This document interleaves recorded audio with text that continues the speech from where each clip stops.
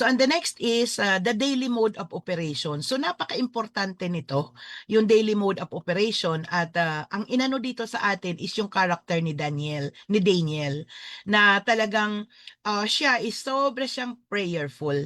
So anong lesson dito, na review lang po tayo, Rika, para ma-refresh po tayo, no? Kasi we are trying to embody ano ba yung mga learnings, no, ng isang multiplying leader na kailangan natin ma-possess. Yung we are aware of our daily mode of operation. Ano ba yung mga ginagawa natin? So ito, ang key lesson natin dito is a leader's daily habits protect their destiny.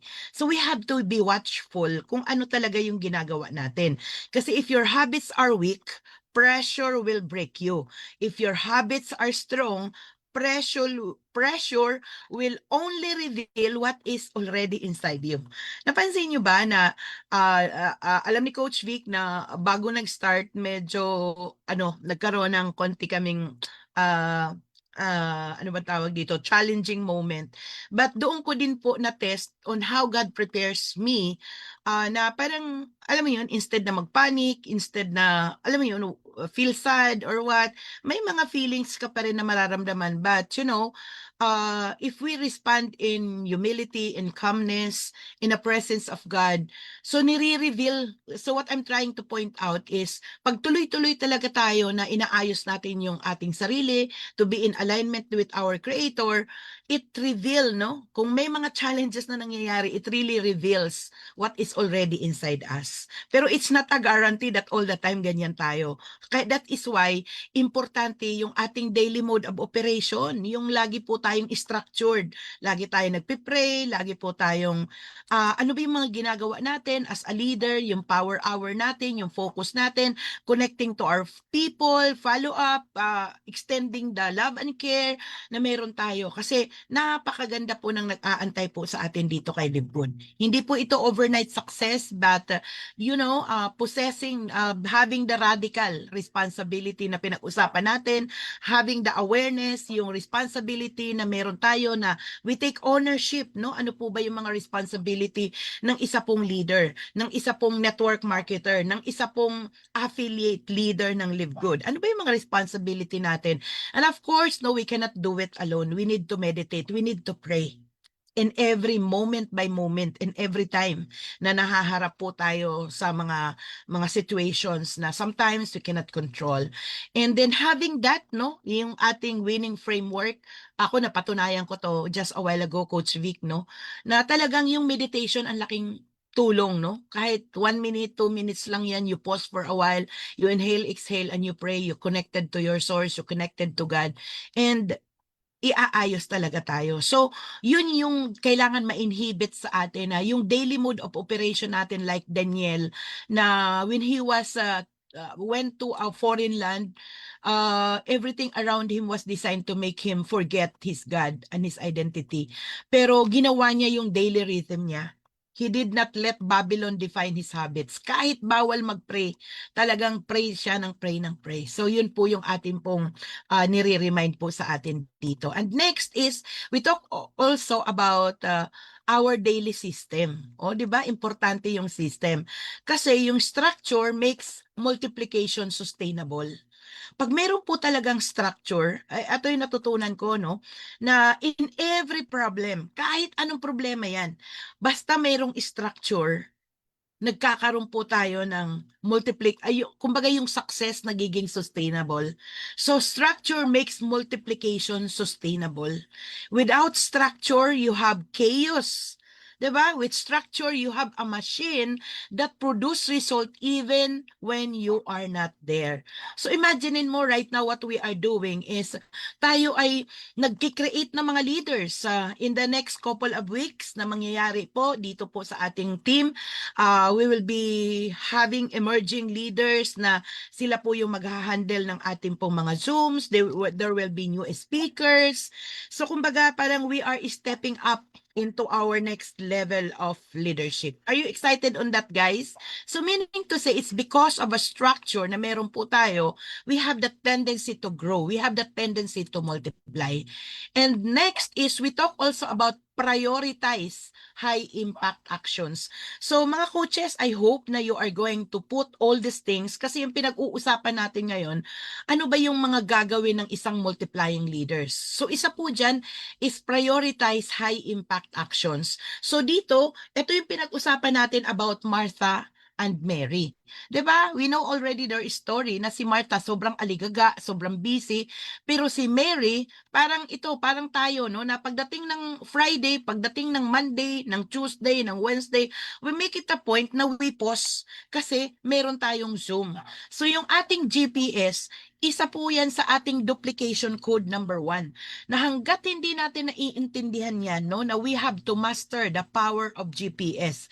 Kasi ang ginugol natin dito is tayo, madiscipline tayo sa pag-GPS. Kasi pag na-master mo yan, you could easily pass it on to your team to edify, to endorse na ang GPS is a strong structure na meron tayo para magkaroon tayo ng proper duplication. Are you with me?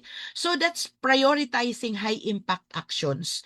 Yung bang kung may presentation ka, then reset your next presentation. Kaya mga coaches, siguro napansin ko yung 7 o'clock is too early for us. Maybe we could adjust later pag nag-meeting tayo para at least ma-prioritize po natin pong ating Zoom. Kasi we know na GPS is really very important. So busy is not always productive. Leaders choose what truly matters. If you are busy but not growing, you are just busy. But if you are busy but not building, you are just busy. So anong ibig sabihin doon? Na kailangan cautious tayo, ano ba yung mga high impact actions na nagbibigay sa atin ng high impact or results doon sa ating ginugol sa ating business. Okay? So what else, no? Next is we talk about committing daily faithful action. So yung commitment is napaka-importante. So we talk about Nehemiah, no? Yung story ng Nehemiah. So you do not need to be perfect to begin. You just need to be consistent, and great things are rebuilt one faithful step at a time. 'Di ba? Kaya kung tayo po ay nakafocus tayo doon sa ating pong 100 conversation, 'di ba? Siguro I don't know, I'm still framing up kung ano yung dapat nating topic by Monday. Parang gusto kong ibalik muna uli mga coaches yung uh, direct messaging para at least mag-instill talaga sa ating minds. Okay ba tayo doon? So we have to have that repetitive, no?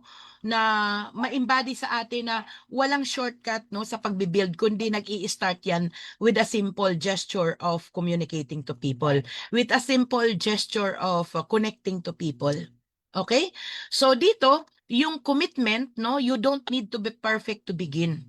Ang importante yung mga learnings natin na natutunan day by day, implement. Like for example, last time we talked about the 333 framework, faithful framework. Ano ibig sabihin ng 333 faithful framework? Hindi natin kailangan ng malakihan agad na step. Importante yung 3 post, 3 calls, and 3 follow-ups. Kung yan ay ginagawa natin, next time is magagawa na natin yung 5-5-5. So hanggang sa hindi natin napansin yung 1 hour natin na power hour, nagagawa na natin siyang 2 hours. Nadadagdagan na natin yung ating daily operating system because nagkaroon na po tayo ng commitment. So what is the point here? Tutulungan natin yung sarili natin to be aligned, to be committed. That is why, 'di ba, yung sinabi ko nung last time na we need to identify yung mga bottlenecks natin. We need to identify yung mga difficulty natin, yung mga mga qualities, yung mga values, yung mga Limiting attributes. beliefs. Yeah, yung mga Limit- limiting belief. Yes. Or yung mga bagay na nahihirapan talaga tayo. Like for example, hirap ka sa commitment. Then you have to embody commitment. I am Visa Bulao, I am committed. Ako po, ang aking ini-embody po ngayon is I am Visa Bulao, I am aligned.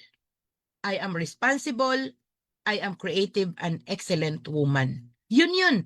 So kumbaga, sabi nga sa akin ni Jess, no? Kasi meron akong nakita doon sa post niya na yung May na M-A-Y, nagawa niyang May. Caption naman yung caption generated yon. So nakita ko yon. Tapos naman, syempre, sabi ko, anak, paki-edit. Tapos sabi niya gano'n, "Mama, perfectionist ka 'no?" Gano'n talaga siya. Kasi talagang hindi mo na siya mapapansin pero nakita ko 'yon ng aking clear vivid eyes. Ngayon ang sabi ko na lang siguro ano, ini-embody ko lang yung excellence. Kasi andun na ako sa moment na 'yon, eh. So yung creativity, yung utak ko umaandar talaga, nagma-magnify, ano pa yung mga bagay na dapat kong gawin sa pagko-content, sa pagdo-duplicate, sa pagra-run ng team, paano ayusin ito. So, kung ano yung ini-embody natin, and that is a commitment that you could make to yourself. Are you learning on this? Learning on this ba tayo mga coaches? So, I hope na you could framework if you are really intentional of grooming yourself, no? Nandito tayo sa shifting ng identity. Nagshi-shift tayo ng identity na maging align tayo sa ating tatay, sa ating Panginoon. Mahirap, pero alam nyo, through prayers, hindi tayo pababayaan. So what we're gonna do is just connect with Him, embody kung ano yung mga bagay na kailangan natin ma-embody, and work on that. Kailangan kumbaga yung lente ng mata mo, nakamagnify ka doon. Bilma, responsible ka ba? Radical responsible ka ba? Taking in charge of all things regardless of the chaos. Yung ganun ba? So, kailangan yung mga kahinaan natin, gawin natin. Kumbaga, i-embody natin yung kahinaan natin na mag-step up. So, yun. Next is, let's just be like Nehemiah, na committed talaga siya.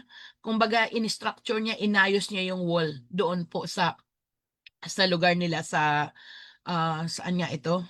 Yung wall na gumuho sa place ni Nehemiah. So next is lead by example. Napaka-importante po nito, no? Yung walking the talk. Your example speaks louder than your instruction. People will not do what you say if they do not see it to you.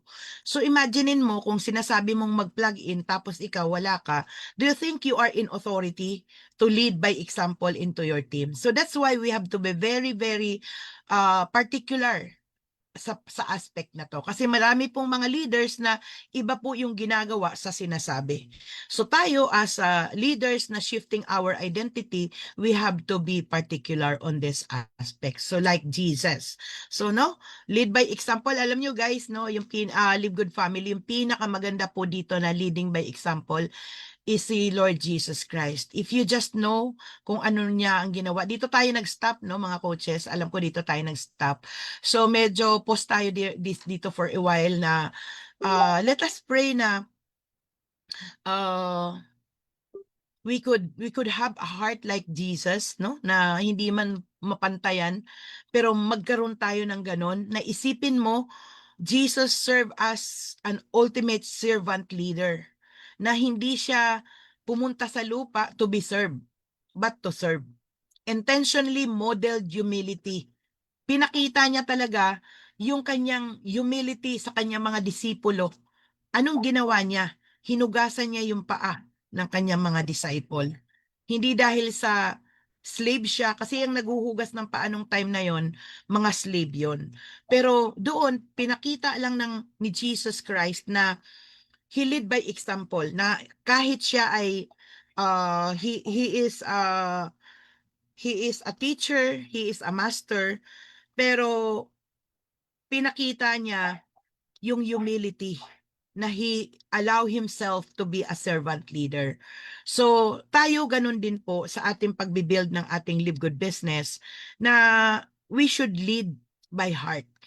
We should lead ourselves, no, to be a great example. Dahil tayo mismo yung nagli-lead sa ating team. So next is, dyan po tayo nagtapos, and we are going to continue. So the next topic is expand the container. Wow, ang ganda nito, no? So are we all aware na nandun tayo sa expansion ng ating container? Actually, ang ating pong Friday Faith-Led Gathering is expanding the vessel, no? Ano pong ibig sabihin dito? Ito po yung 99% working with our within. Yung tayo, yung inner self natin. Ano po ang sabi dito ng Genesis chapter 39 verse 2 to 3? The Lord was with Joseph so that he prospered, and he lived in the house of his Egyptian master.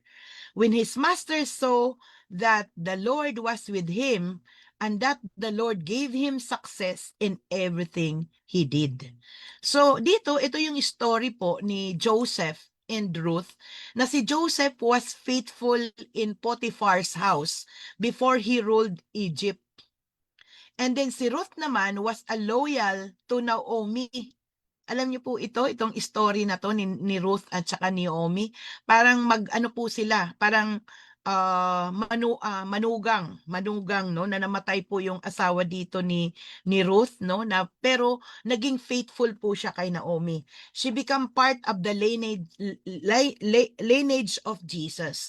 So itong dalawang character na to, si Joseph at saka si Ruth no, both show that the hidden seasons still matter. What you do when no one sees determines what you can handle when everyone sees. So ibig sabihin, tayo yung higit na nakakaalam ng inner self natin. So ngayon, yung container natin, if your container, sino ba yung container? Tayo, yung ating heart, yung ating sarili, yung ating puso, yung ating isip. If your container is small, you cannot hold big results. Grow your character first, and the promotion will follow. Uulitin ko mga coaches, no? We have to grow your character first. Grooming our character first before the promotion will follow. Kaya nagkakaroon po tayo ng difficulty kasi mas inuuna po natin yung ma-promote tayo. Nakaka-relate po daw mga coaches. Gusto natin mag-rank up agad. Gusto natin ma-promote agad. Pero hindi natin inaayos yung sarili natin. And most likely, ang akala natin, ang problema is yung kapaligiran natin, yung apply natin, pero we never realized na napakaliking factor yung inner world natin, yung character natin. Kaya nga may kasabihan po na your altitude is your attitude. Kung lalagapak po tayo, it's a mirror of who we are. Kung aakyat po tayo, magsusor po tayo, it's also a mirror of how we are. So anong point po dito? Be mindful na yung container natin ay pinalalaki po natin. Kaya po tayo dito nag-aaral. Kaya po tayo nagkakaroon po ng session po na ganito. So, si Joseph at saka tama ba yun itong ano ko? Wait lang ha. Okay. Nag-jump ako, no? So anyway, so we are here with Joseph and Ruth. So yung ating ano dito, I want to give you a short explanation on this na si Joseph, alam nyo ba na grabe to, no, yung story ni Joseph kasi siya po ay naging slave. He had nothing, but he had a character. So, ang ginawa ni Joseph, he stayed excellent even when no one was watching.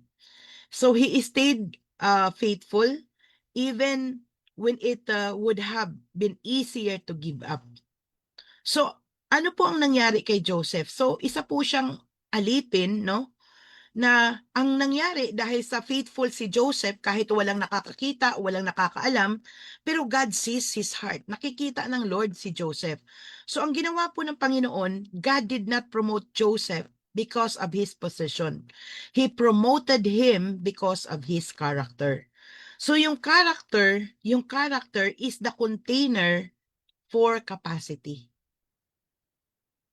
If your container is small, you cannot hold big results. Kaya we have to be very mindful, we have to be very, very careful about the character na ipinakikita po natin. So, dito, wait lang.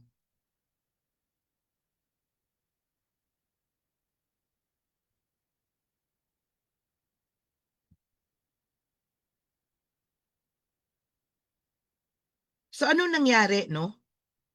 Prinomote po ni God si Joseph dahil sa character niya. So, yung character natin, again and again, is the container for capacity.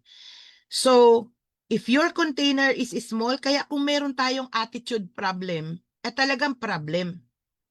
'Di ba? Kung ang sarili natin hindi talaga siya ma-handle, how could we handle more people? So, if your container is small, kailangan talaga yung self-preparation po natin dito. If your character is small, you cannot hold big result. Imagine mo, konting challenges lang, nag-give up na, nag-chicken exit na, nag-freeze na, nag-flight mode na. So, it reveals our character. Si Ruth naman, siya yung she stayed faithful, no? Naging faithful siya when she lost everything. Kasi nabalo po ito si Ruth, no? She did not become bitter. She kept working. God saw her character and gave her a story that would be told forever. So, yung loyalty na ipinakita ni Ruth kay Naomi, yun po yung nakita ng Panginoon, kaya blessed po siya. Kahit hirap na hirap po si Naomi noon, may inilaan ang Diyos para kay Naomi. You try to kay Ruth pala. You try to listen to the story of Ruth and Naomi. It's so inspiring. So Joseph and Ruth, no, was faithful in Potiphar's house before he ruled Egypt. So Ruth was so loyal to Nasaan na ba ako? Si Ruth po ay naging sobrang loyal po siya kay Naomi. So I hope na meron po tayo ditong natututunan. And paano natin to maa-apply sa ating Live Good business? If you want growth, gusto nating mag-rank up, gusto nating lumaki ang ating income, expand your values. Expand your workout on your qualities. Like excellence. Ano ba ibig sabihin ng excellence? It's doing things well even when no one checks. Kahit wala nakakakita, you are doing your job excellently. Like consistency. Ano ba yung consistency? Showing up even when you don't feel like it. Thank you, Coach Vic, for choosing yourself to be inside the Zoom. I honor and appreciate you for that. So, and what else? No responsibility. You own your own result. You take charge.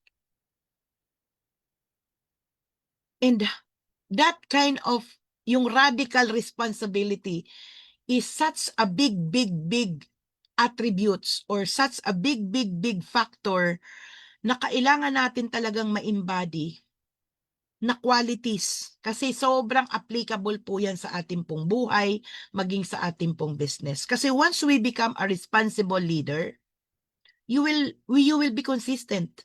If you are responsible leader, you will be committed. If you are a responsible leader, you will be focused. Kaya yung responsibility na yan, yung radical responsibility na yan, sobrang ang sarap po i-embody ng qualities na yan. So you own your own result. You take ownership, hindi dahil sa asawa mo na pasaway, hindi dahil sa upline mo, hindi dahil sa downline mo. You take ownership. You take ownership on your own result. Are you learning so far? So commitment. Finish what you started. Nandito na tayo kay Live Good. Ituloy-tuloy na natin ito. Wala pa tayong success na nakikita. Nag-aantay pa lang siya sa'yo. Kaya let us be committed. And what else? Creativity. Finding solutions. Not excuses. These are not business skills. These are character skills. And remember, yung character skills na yan, it's part of the 99% na wino-work out natin sa ating inner world. Dahil pag naayos natin yung ating inner world, the result will just follow. And they determine how big your container is. Did we learn so far? So ibig sabihin, put natin yung ating full awareness na nandito tayo, we are intentional of grooming our character, grooming our container, holding our vessel. Kasi we are the creator of our life. We are God's creation. At ang pag-create natin is according to the design on what God wants us to be. So I hope you are getting this. And balikan natin, na-skip ko po ito, empower and mobilize your team. So as an upline, ikaw ang modelo. Sa'yo sila naka-anchor, sa'yo sila nakatingin. At sabi dito sa 2 Timothy chapter 2 verse 2, and the things you have heard me say in the presence of many witnesses, entrust to reliable people who will also be qualified to teach others. So ano po ang point po dito? Tayo as leaders, nakikinig po kayo ngayon. You are passive listener. Eto, andito po ako. Don't just be passive listener. Be an active listener na whatever you learn is something that you are going to pass it on to your people, yung mga binibuild mong mga tao, yung kino-communicate mo. Alam mo yun, what you are learning is hindi dapat ma-stack up lang po sa atin. You have to pass it on. So magagamit mo yan sa coaching, sa mentoring, sa team mo. Because why? You are expanding your container. So you have to empower and mobilize your team. This is another skill sets na kailangan natin maposes. At hindi lang yan basta basic skills or business skills. This is on a deeper sense. So Moses and Joshua, Moses did not hoard leadership. He publicly commissioned Joshua. Kumbaga, inassign niya si Joshua. He told him, be strong and courageous. He understood that his legacy would not be what he built, but who raised to continue. So dito, be mindful po tayo mga coaches na we are here to build ourselves first. Pero after na natin na-build yung sarili natin, it is our responsibility to pass it on, na maituro natin. Kaya yung duplication code natin, let us memorize it by heart, na hindi lang siya nandito sa utak. Nandito siya sa puso natin, na willing natin i-execute. Because the moment na maintindihan natin yung essence no ng GPS and power of two, mai-empower mo yan, mamomobilize mo yung team mo ng proper duplication. So true leadership creates other leaders. If your team falls apart when you are not there, you have followers, not leaders. Kaya po dito, hindi let us make sure no na yung business natin tatakbo even wala si Coach V. That's why I am asking leaders na from now on na mag-step up po tayo as leaders. Because not all the time I am around, especially that I am a busy person. Hindi lang naman po si Soaring Eagles ang iniintindi ko, hindi lang si Live Good. Ang dami ko din po mga commitments. So in times like for example, recently no, lagi po akong wala. So we still operate as a team. Hindi po pwede na porkit wala ako, wala na tayong Zoom, wala na tayong activity. And it's an opportunity for everybody to step up. So ganun din po tayo mga leaders. Our goal is makapag-empower tayo na soon, Coach Charlene will be the one to handle the Zoom. Coach Noel will be the one to handle the Zoom. Coach Lilia will be the one to handle the Zoom. So kumbaga parang lahat tayo is given a task. That is why we have to help ourselves no, to step up. Coach Vic will handle the Zoom. So everybody is taking charge. Why? This is our team. This is our family. This is our community. Si Soaring Eagles International, hindi naman yan si Coach V. It represents our team. And always remember that teamwork makes dream work. So ngayon, ano yung application nito sa ating business sa Live Good? So ibig sabihin, if you want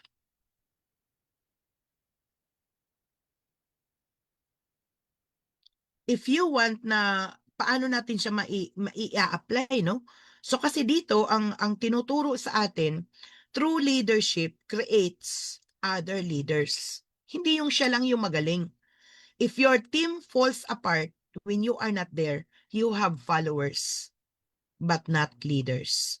So yun yung goal po natin dito. Makapag-create po tayo ng mas magagaling pa nga sa upline. Yun ang goal natin. So, paano natin siya maa-apply sa ating Live Good business? Stop doing everything for yourself. Identify one person this week. What will you begin mentoring? That's why we have to delegate tasks.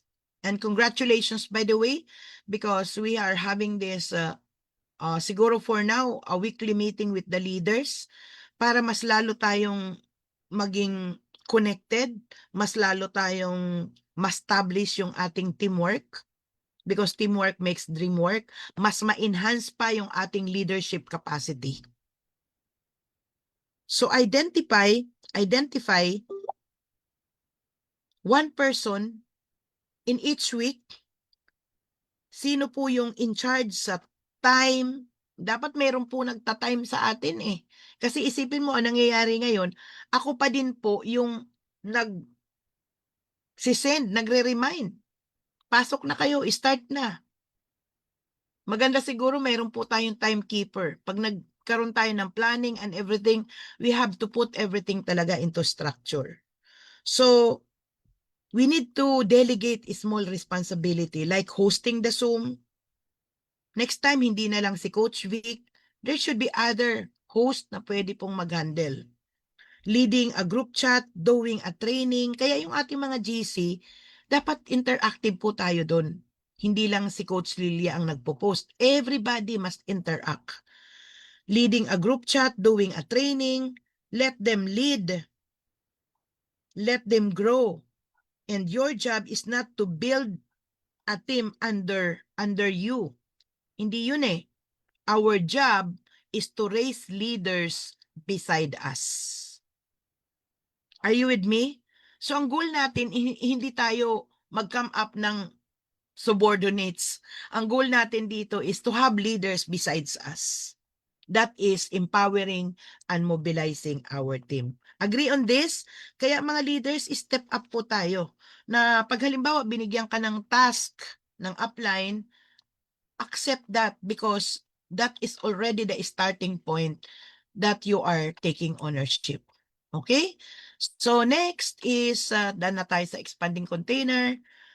Punta na po tayo doon sa reflect and adjust. Alam niyo po, may mga challenges na nangyayari, may mga problema.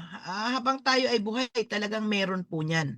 Ngayon, kagaya ng napag-usapan natin, sa mga in every situation, in every challenges, in every problem, there is always a solution. Ngayon, paano kung gagawin natin? Magre-react ba tayo agad?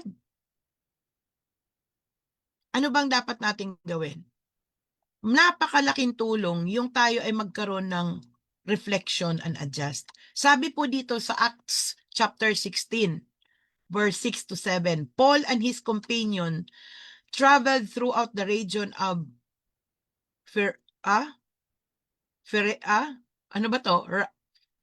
Phrygia and Galatia. Phrygia ba? Tama ba? Phrygia and Galatia have been kept by the Holy Spirit from preaching the word in the province of Asia. When they came to the border of Mysia, they tried to enter Bithynia, but the Spirit of Jesus would not allow them to. So anong nangyari? Dahil hindi sila makapasok, doon nagkaroon ng reflection and adjustment.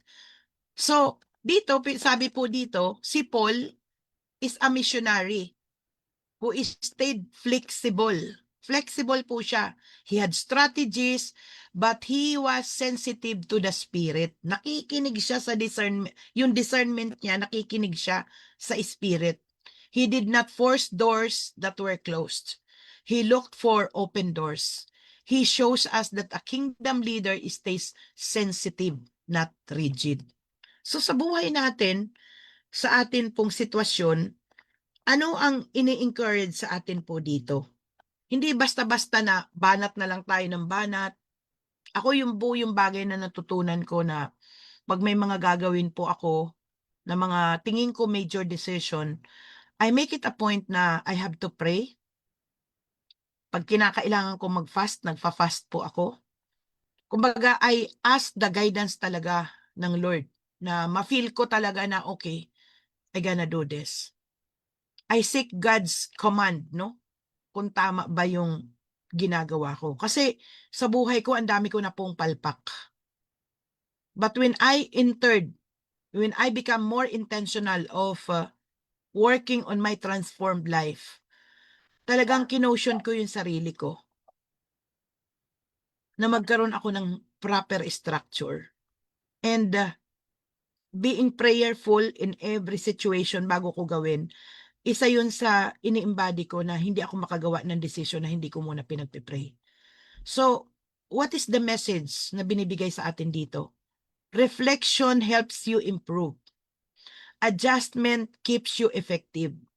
Stubbornness is not faithfulness. So, sana po, no, mangusap po sa atin ito na we have to reflect. We give time to pause sa business natin. Instead of asking, Lord, tulungan mo naman ako na para makakuha na ako ng maraming tao. Anong pwede natin gawin? Lord, ano pa ang kulang sa akin para makarecruit ako, para makakuha ako ng bagong tao? It's more on reflecting ourselves. Ano ba ang kulang sa atin? So dito,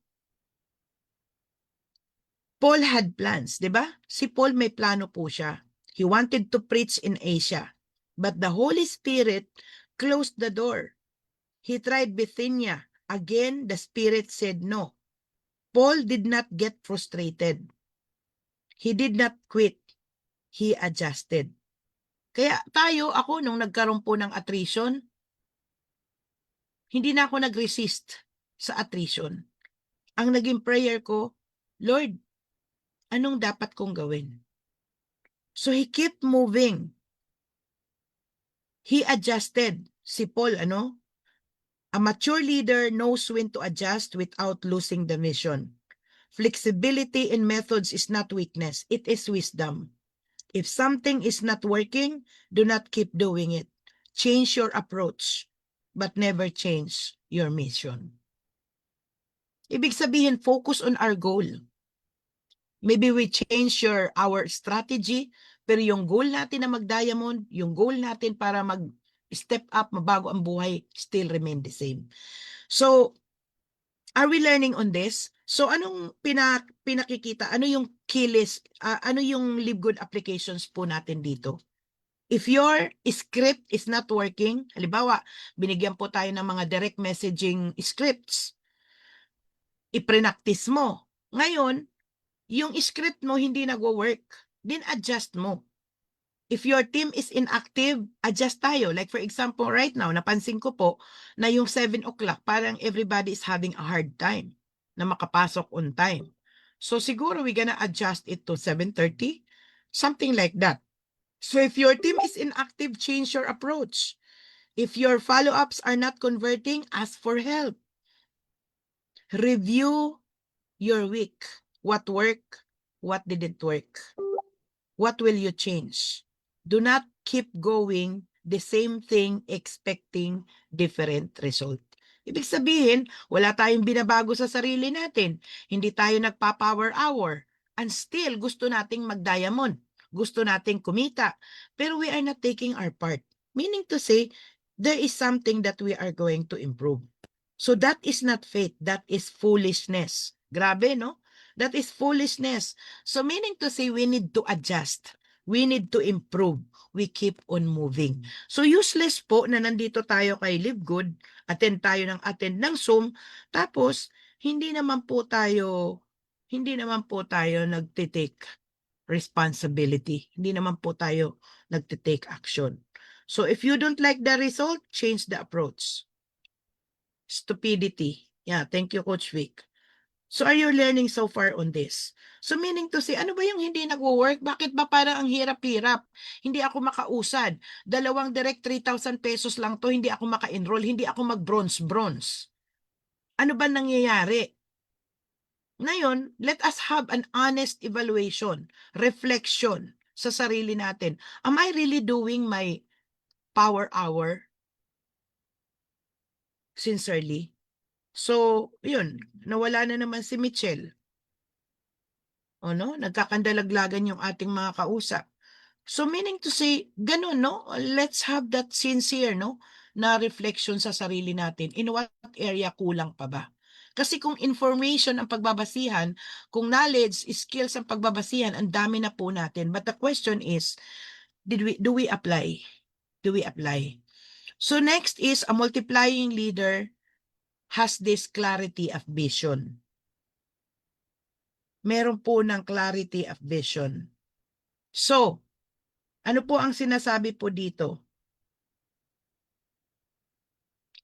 Then the Lord replied, write down the revelation and make it plain on tablets, so that a herald may run it with it. So si Habakkuk, a prophet who received instruction to write the vision plainly, he understood that the vision must be clear to be actionable. So this speaks about clarity of vision. So, ano po ang nangyari po dito? God told Habakkuk to write the vision clearly. Pinasulat kay Habakkuk ito. Why? So people could run with it. A vague vision creates a vague light. If you do not know where you are going, you will wander. If your team does not know what you are aiming for, they will not follow. Vision must be specific. It must be written. It must be plain. When your vision is clear, your decision becomes easy. If you know what to say, yes,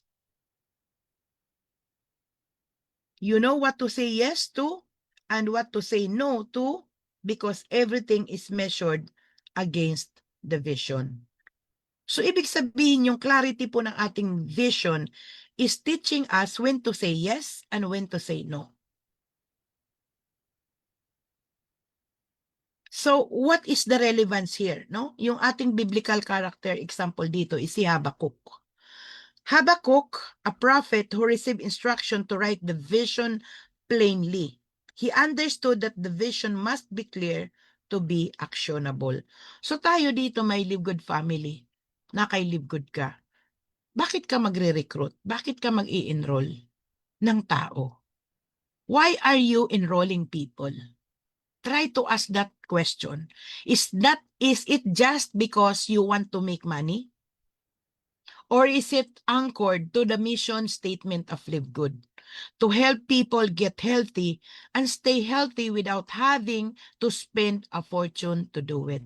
Ibig sabihin, nag-i-enroll tayo ng tao because we are anchored to the mission statement of Live Good at hindi lang dahil sa gusto nating kumita. Kasi kung kita lang tayo, income lang ang habol natin, pwede tayo makompromise. We can do some other actions na questioning our integrity, na makakaapekto ng ating credibility. Without the clarity of the vision, we will be compromised. Kung magiging pera-pera lang tayo, kung magiging transactional lang tayo, we will be compromised. So the clarity of the vision, why there is Live Good? Because this is a global movement of changing lives, helping people, creating a huge organization who gonna be using the product, buying the product, saving money at a premium quality supplements, and practicing duplication in the most ethical way, the right way. That is clarity of vision.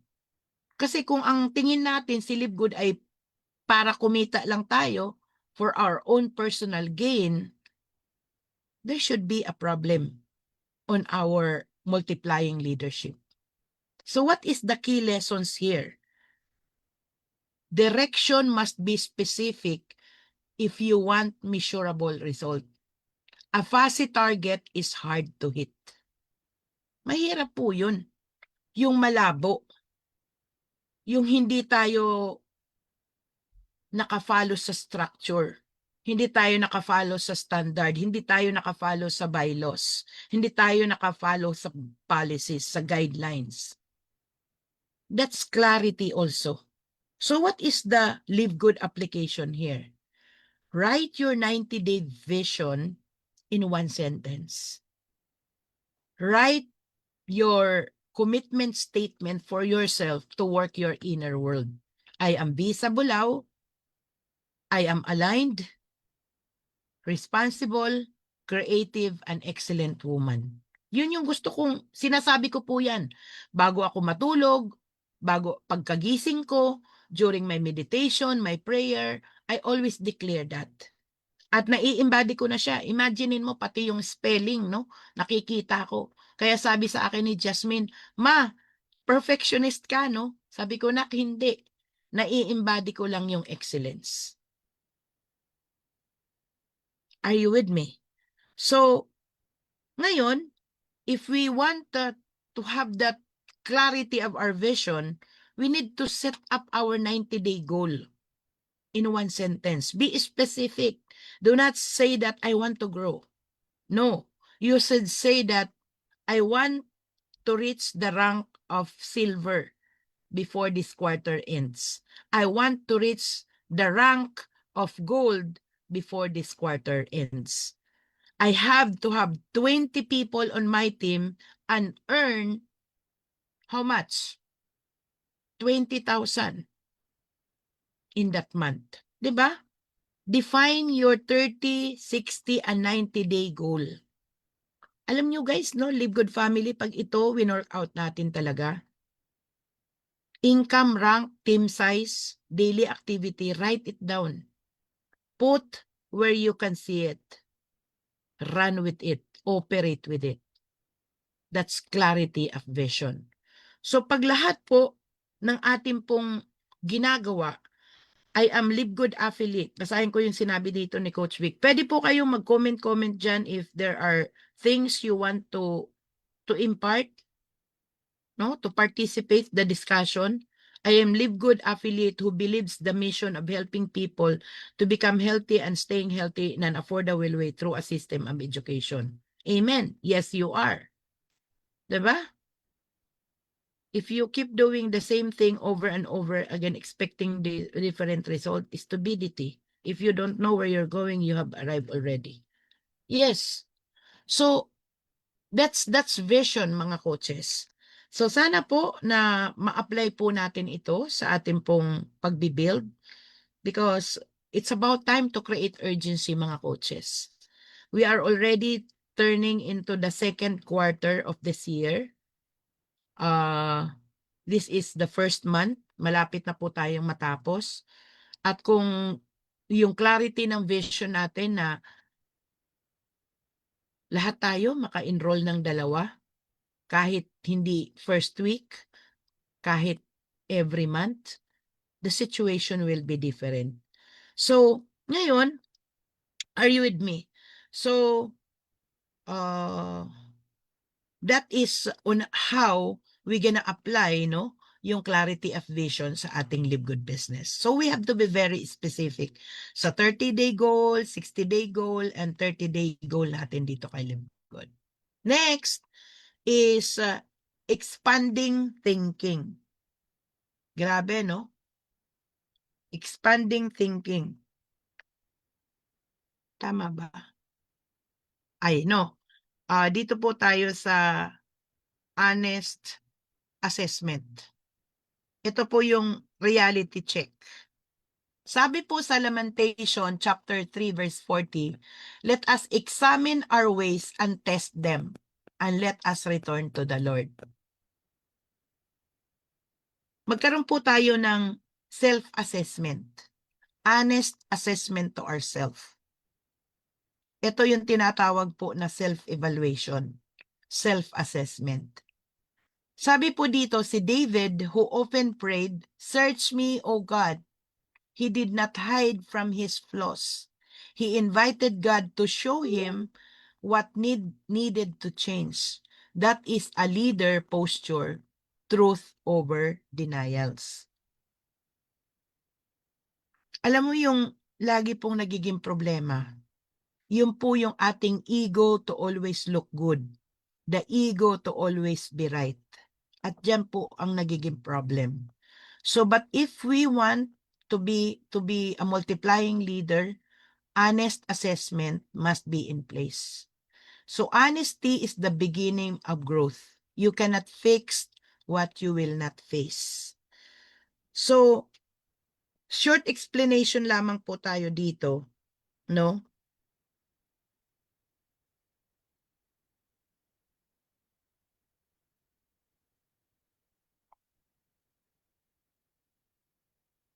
Na yung prophet Jeremiah called the people to examine their ways. He did not tell them to look at their circumstances. He told them to look at themselves. So ito po yung sinabi ni prophet Jeremiah. Sinabi niya sa mga tao na look unto yourself. Many people avoid honest assessment because it is uncomfortable. Di ba minsan parang ayaw nating i-process yun? But denial does not change reality. It only delays growth. Merong mga katotohanan na kailangan harapin na natin. Kailangan na nating, huwag na nating patagalin. That's self-assessment. If you want to grow, you must be willing to see yourself clearly. Where you are actually, not where you want to be. Not where you think you should be. Where you are right now.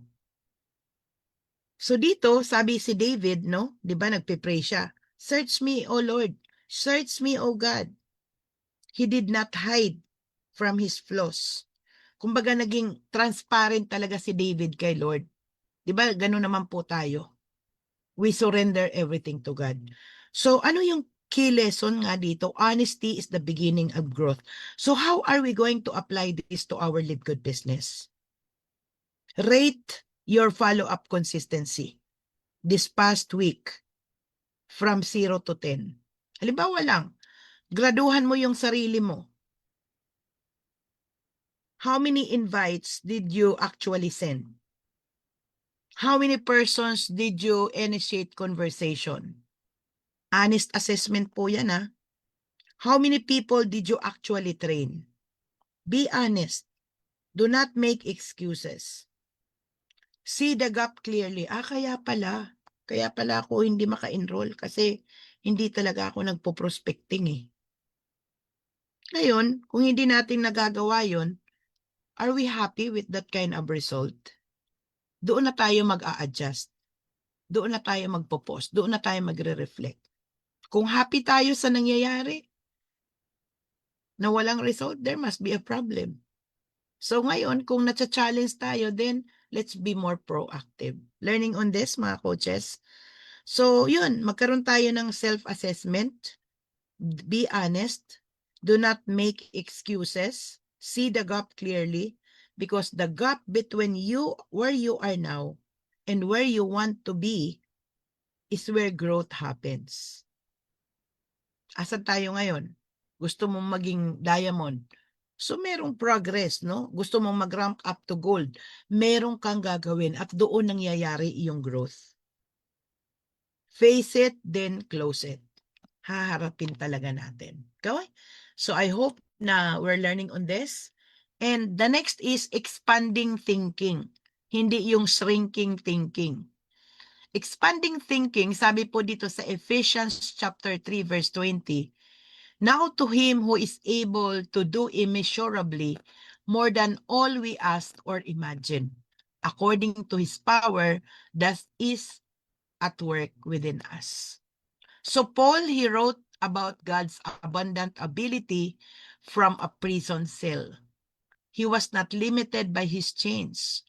He saw beyond his circumstances. He was sensitive to divine openings and was listening to move with wisdom and strategy.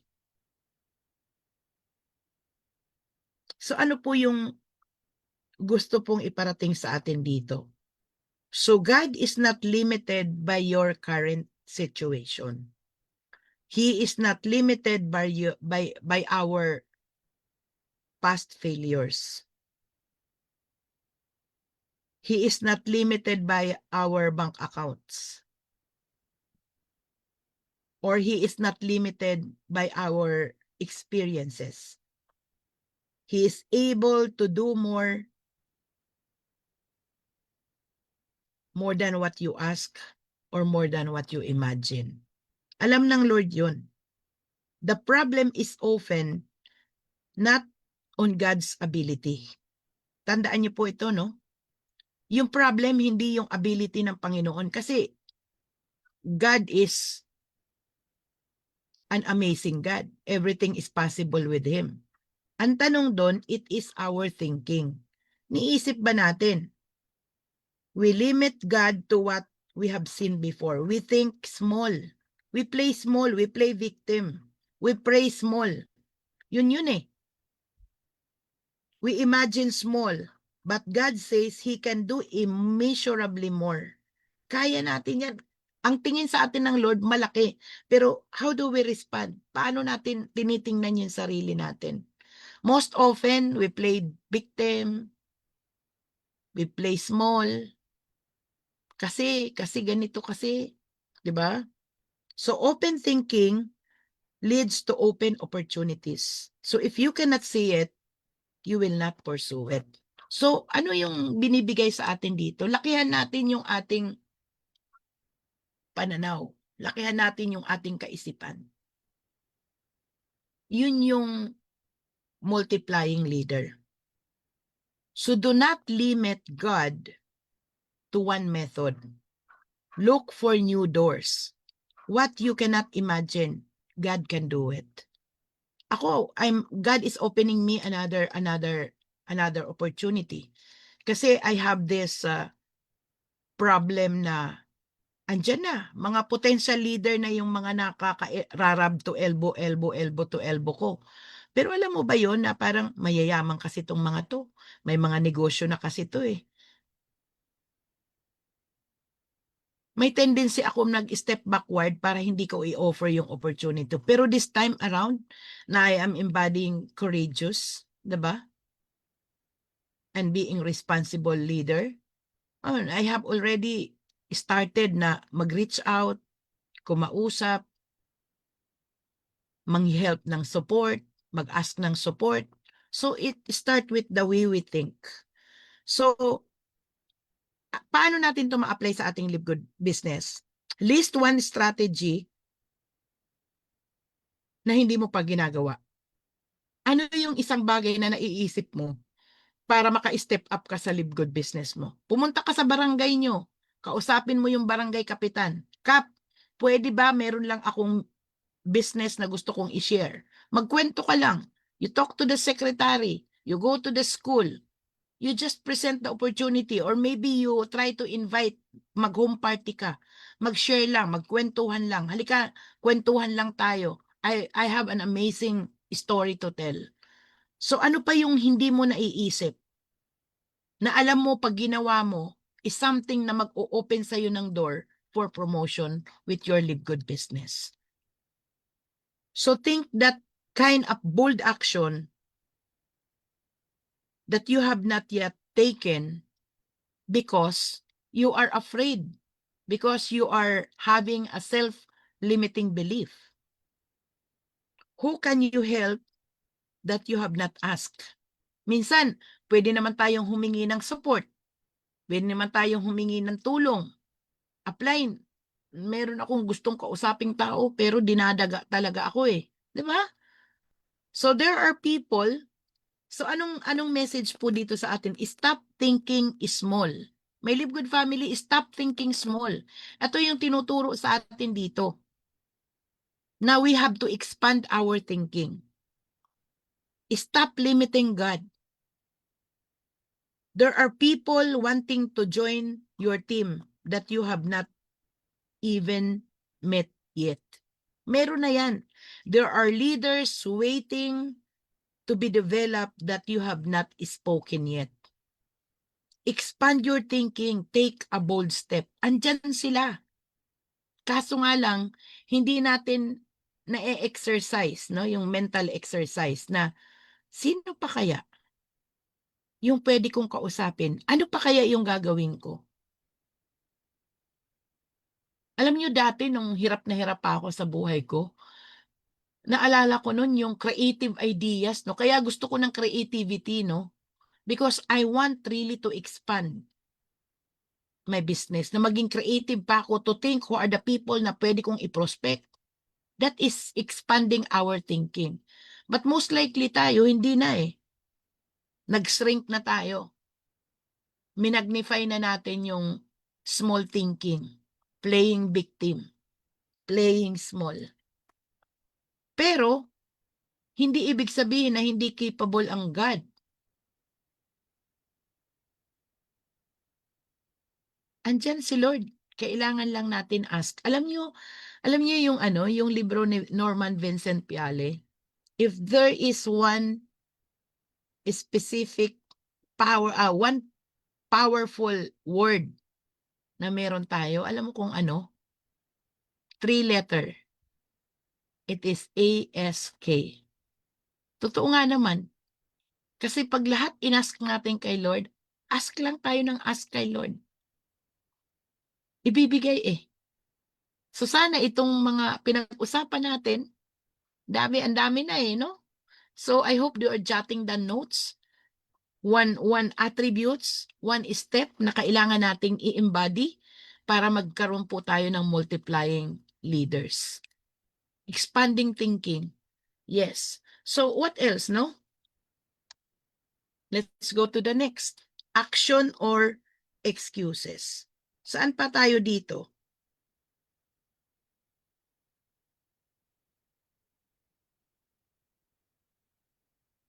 Action or excuses.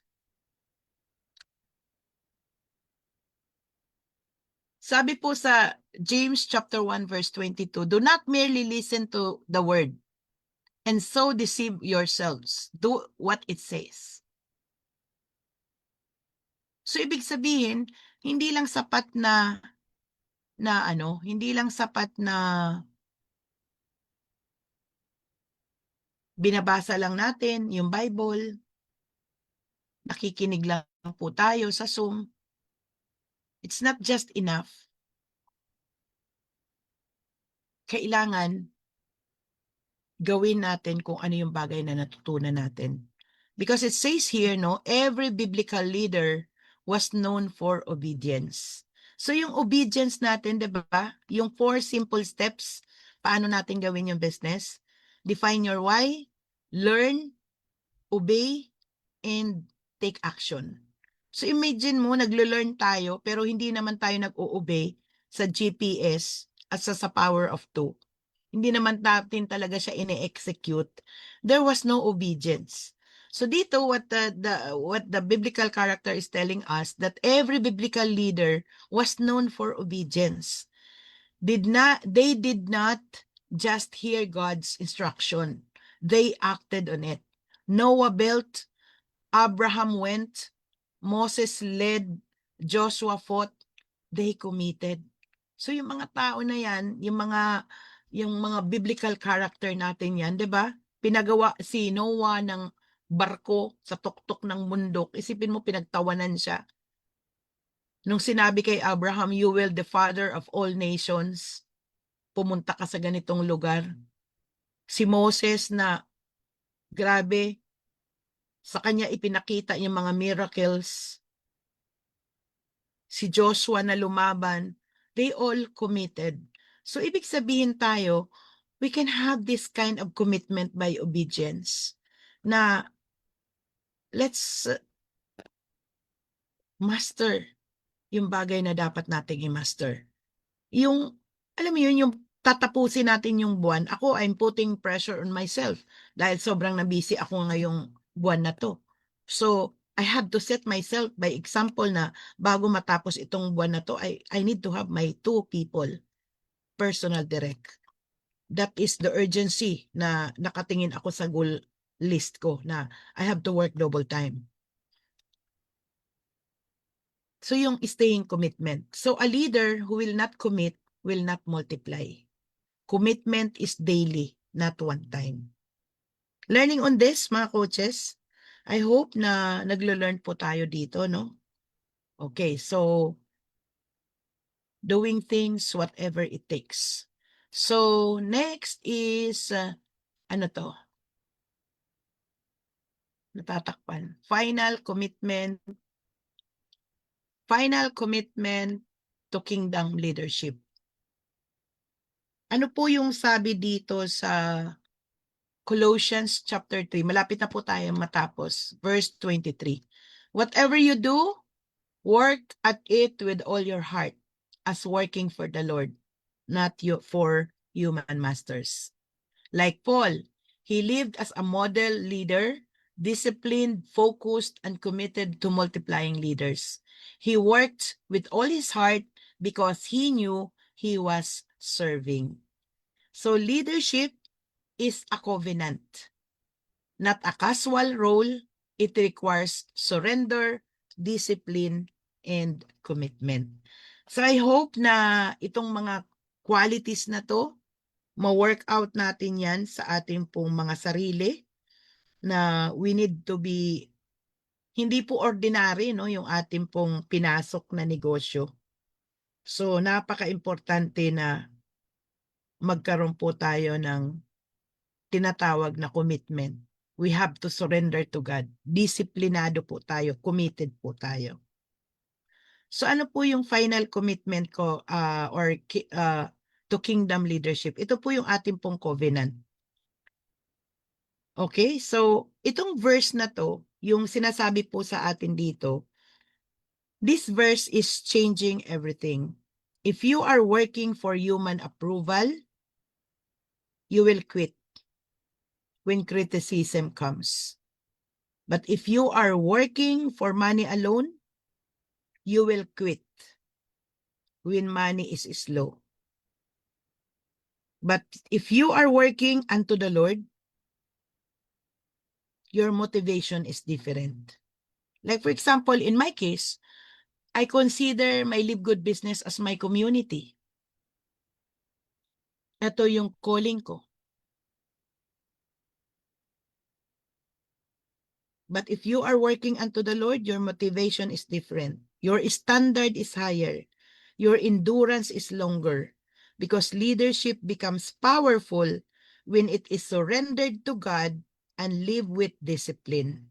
Excellence is not for people's approval. It is unto the Lord. Amen. Di po ba? So ano po yung key lessons dito? Leadership is a covenant, not a casual role. It requires surrender, discipline, and commitment. So paano po natin ito maa-apply sa ating Live Good business? So you have to make your declaration.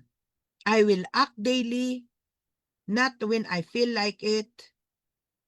I will stay aligned with God and with my mission. I will honor my agreement to myself, to my team, and to God. I will expand my capacity through character and consistency. I will multiply leader for God's glory. That is my covenant. So sayang hindi ko po naisulat po dito. Okay? So now, i-ano ko siya. I-copy ko siya. Ito pong ating pong covenant. So last, sige. Faith in operation, ano to? Natatakpan po. Produces multiplication.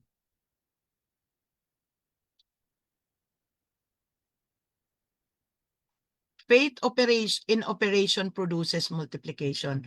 So yung lahat po ng mga topic na diniscuss po natin mga coaches, may Live Good Family, no? Once we apply it, no? In-apply natin in real life, in our Live Good business, it will really produce multiplication. Sabi po dito sa 1 Corinthians chapter 15 verse 58, therefore, my dear brothers and sisters, stand firm, Let nothing move you.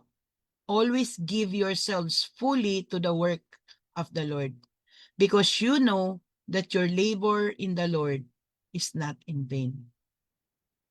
So, sinabi po dito sa atin na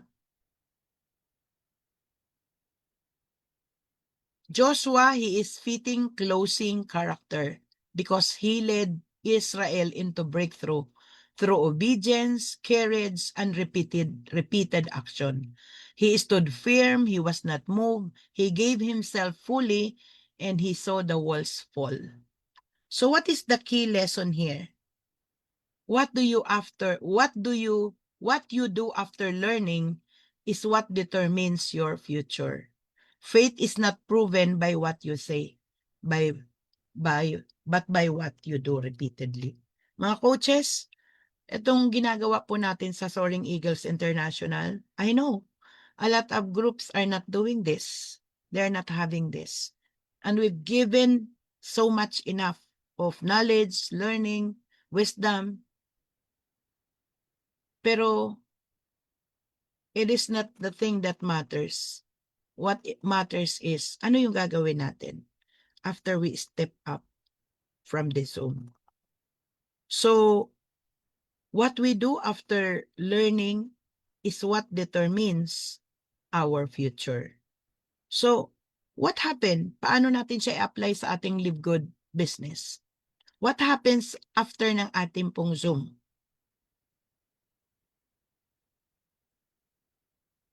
What happens sa mga narinig natin inside the Zoom? Di po ba? Ano yung narinig natin inside the Zoom? Once we shut down the Zoom, makakalimutan na ba natin? Or are we going to operate? Or are we going to implement? Because faith in operation means you leave this Zoom and you have to act. Today, not tomorrow, not Monday, but today. So ask yourself, what is your next action plan upon hearing this? So that is, guys, no? I hope na marami tayong mga na-learn.